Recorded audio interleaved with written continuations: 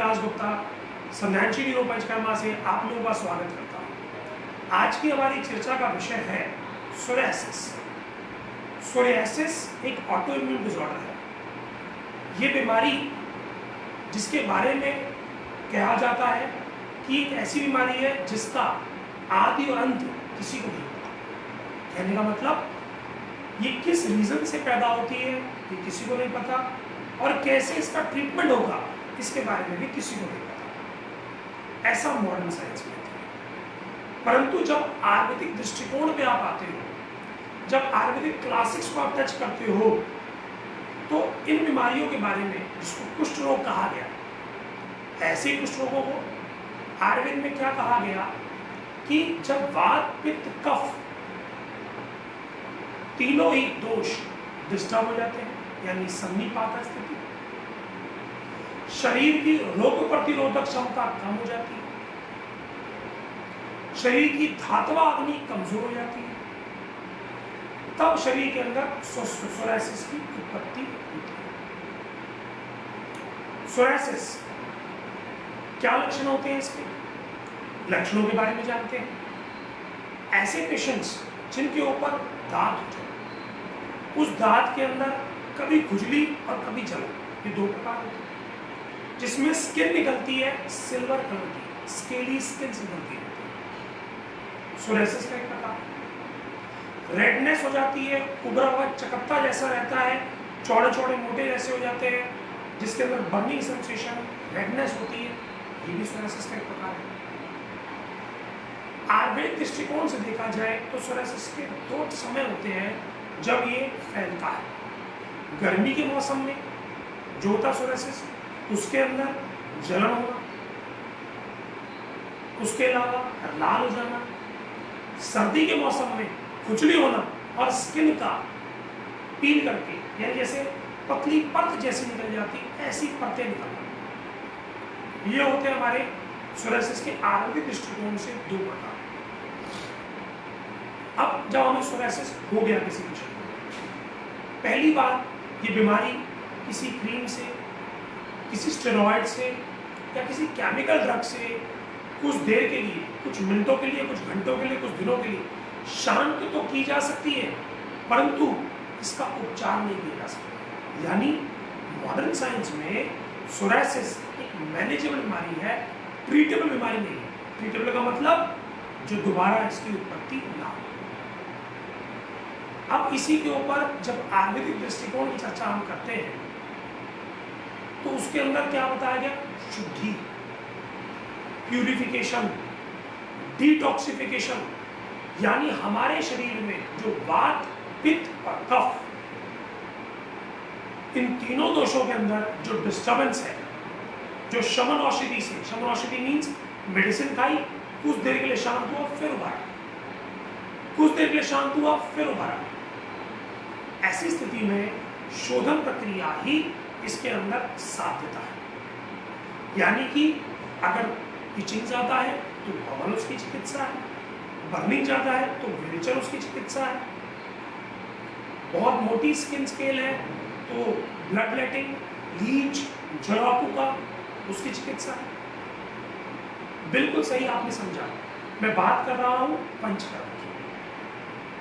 यानी सोरियासिस के अंदर अगर हमें चिकित्सा साध्य करनी है, बीमारी को जड़ समेत समूल नष्ट करना है, तो आवश्यकता है पंचकर्म। यानी पंचकर्म व पांच कर्म जिनके द्वारा शरीर के अंदर बढ़ती बीमारी को निकाल दिया जाता है, शरीर हल्का हो जाता है, लाइट हो जाता है, और अब उसका इम्यून सिस्टम शक्तिमान होता है।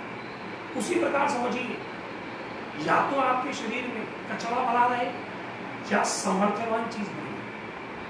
शोधन प्रक्रिया में कचरा निकाल देते हैं और जो जगह खाली होती है कचरा निकलने के बाद उसके अंदर सामर्थ्यता, ताकतवर धातुओं को ऐड किया जाता है। धातु 7 प्रकार की, जैसा आप सब जानते हैं, रस, रक्त, मांस, मेद, अस्थि, मज्जा, शुक्र, ये जो 7 धातुएं हैं, इसी प्रकार इनकी 7 धातुआग्नि भी।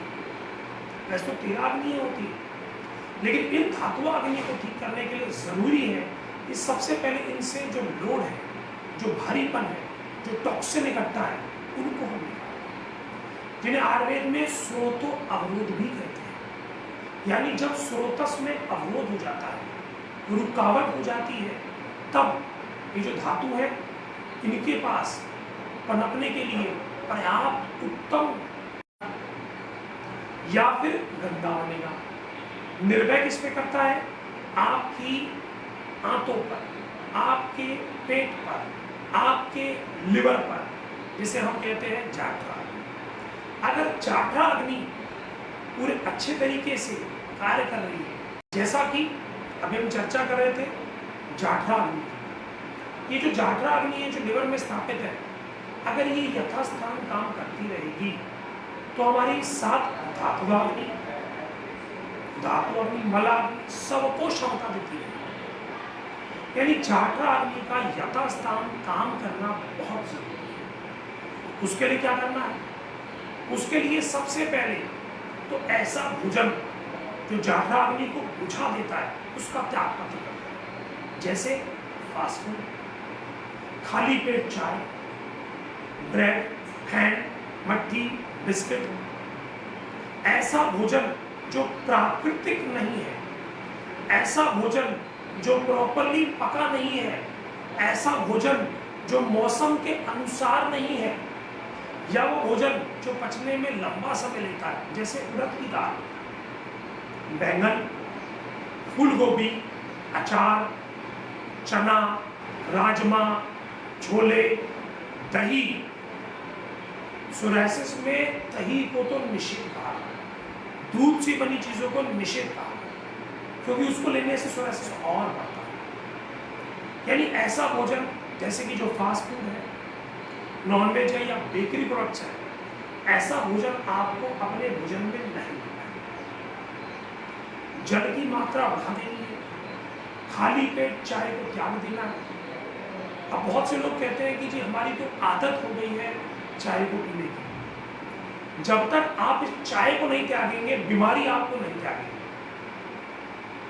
आपकी इच्छा, अगर आपको बीमारी पाले रखनी है और उसको ताकतवर करना है तो चाय पीते रहिए।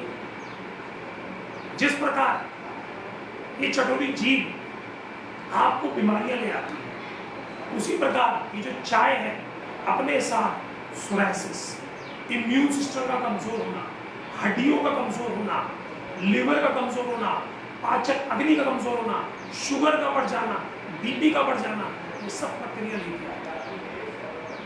तो आप क्या पिए? सिर्फ सुबह गुनगुना पानी। गुनगुना पीने के बाद जब आप अपने दिनचर्या से निपट जाएं रोजमर्रा की, जब भोजन करने बैठे तो सबसे पहले फलों का प्रयोग, क्योंकि इम्यून सिस्टम को स्ट्रॉन्ग करने के लिए rich quantity of vitamins, rich quantity of minerals की रिक्वायरमेंट। क्या हम ड्राई फ्रूट लें? नहीं, फ्रूट्स, मौसमी फ्रूट्स, मौसम के हिसाब से, मैं मौसमी की बात नहीं कर रहा हूँ, मौसम के हिसाब से जो फ्रूट्स हैं पहले आपको वो ग्रहण करना, उसके पचन उपरांत आप भोजन को ग्रहण करें। भोजन से जस्ट आधा घंटा पहले सलाद को ग्रहण करें, क्योंकि जो कुछ आपने खाया है और वो अगर आंतों में पड़ा सकता रहा तो भी बीमारी बढ़ जाएगी। और सलाद क्या काम करती है? मल को पेट में जमा होने नहीं देती, सारे मल की गंदगी को धक्का मार के निकाल देती है। तो आज से ही आप अपनी नित्य क्रिया में इन बातों को जोड़ें। अगर आपने कार्य शुरू कर दिया तो आपकी बीमारी आधी तो उसी दिन से खत्म होगी, बाकी बची आधी जब आप पंचकर्म लेंगे, आपका इम्यून सिस्टम उठेगा, आपकी धातुवाग्नि अच्छे से काम करेगी, आपके अंदर के शरीर के जो सार भाग है वो अच्छे बनेंगे और सोरायसिस जैसी बीमारी से आपको मुक्ति की प्राप्ति होगी।